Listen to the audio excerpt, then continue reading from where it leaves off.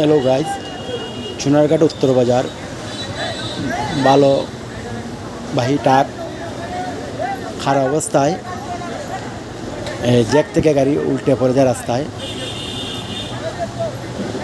এক দর্শকের মুখে শোনা যায় এখানে একটা টমটম ছিল, টমটমটা নাকি বালু চাপায় পড়ছে।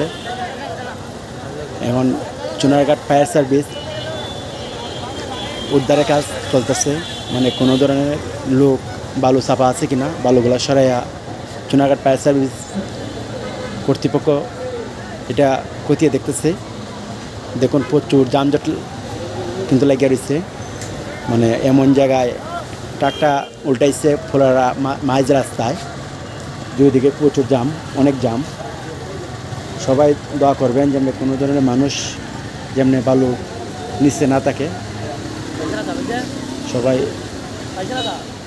এটার জন্য দোয়া করবেন। কারণ সোনারঘাট ফায়ার সার্ভিস কিন্তু বালুগুলা সরিয়ে দেখতেছে। আর টমটমটা মানে যেমন মানে টমটমে কি তা পাওয়া যায় না, মানে অনেকে বলতেছে মানে মহিলা বালুর তলে মহিলা আছে, মহিলা চাপা পড়ে গেছে।